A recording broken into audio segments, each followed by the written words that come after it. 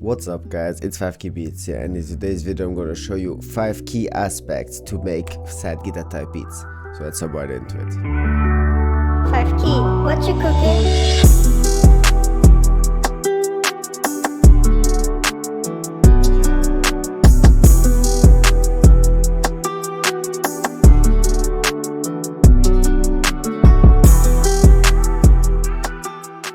So the first key aspect to make this type of beats is a simple but catchy guitar melody. So this is the melody that I came up with.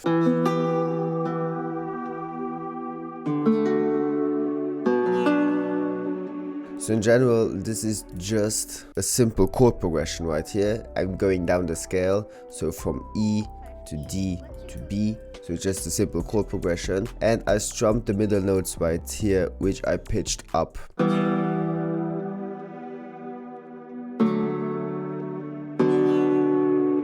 But to make the guitar melody more realistic, usually when I'm playing the guitar, the third note is always an octave up.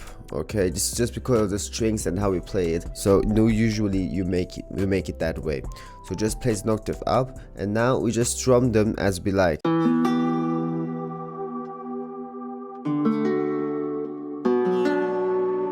And for these guitar melodies, guys, you want that the guitar is really soft and isn't harsh at all. So what you usually do, you select everything you did, and then afterwards you press Option R. So this will make the randomizer tool come up, and now you can play with the velocity knob right here. This is just so the melody isn't as harsh and the guitar plays really soft. Let me show you.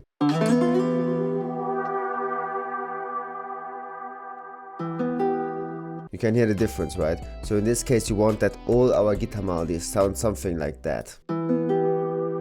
And afterwards, I got the main core idea of the chord progression done. I'm just filling up the melody with some sort of extra notes, passing notes, and something like that.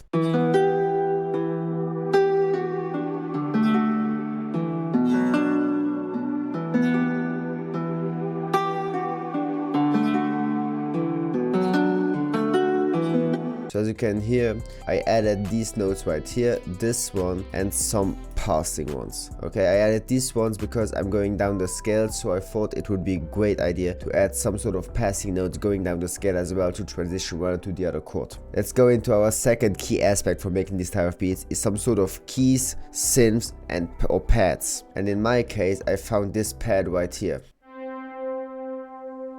It's a one shot, and I just copied the chord progression from before, didn't strum the notes, and paste it. That's it.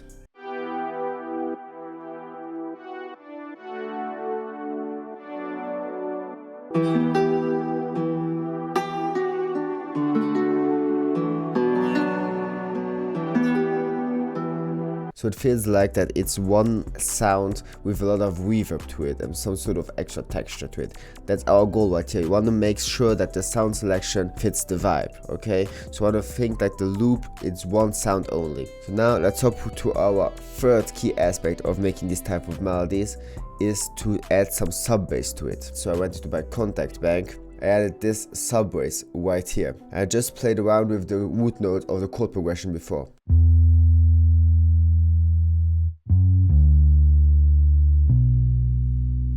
And now the main core idea for the melody is done, okay? As we can hear the loop together as it is.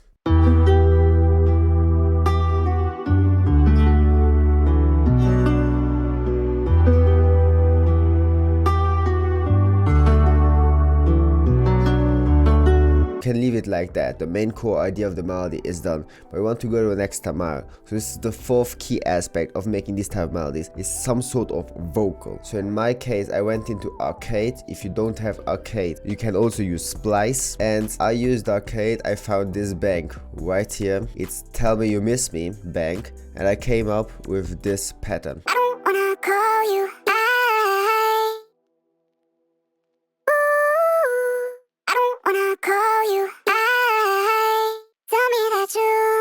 I exported this as an MP3 file so I can play around with it a bit more. I added some sort of effects to it. So first of all, I added an EQ, cutting pretty much everything, just leaving this space right here, and afterwards I added reverb to fill up that space and make it wider and more in the background.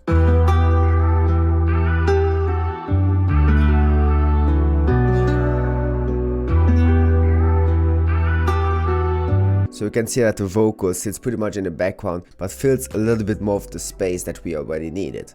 Great, so now let's hop into our fifth and last tip for making these type of melodies, is to add some sort of small textures, ear candy, background noise, something like that. So in my case, I added this accent right here,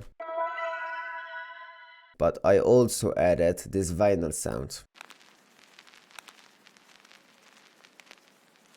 This one makes the entire loop and all the parts of it feel more as one. Adding some sort of ear candy, textures and background noise will make your melody stand out a bit more. So you have to focus on the detail as well. It isn't enough if you just focus on the big picture. You have to focus on the detail as well. So this is what everything sounds like together.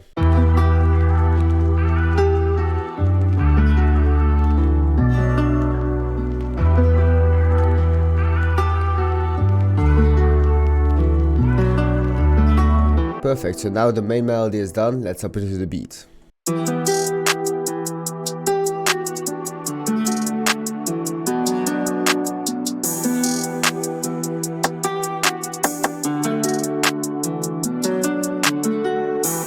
Great, now that we got our drum bounce, let's just add the kick and 808 to the final part. So I took the sub bass out, I added this Z 808 right here, and filled up the rest of the space with the kick.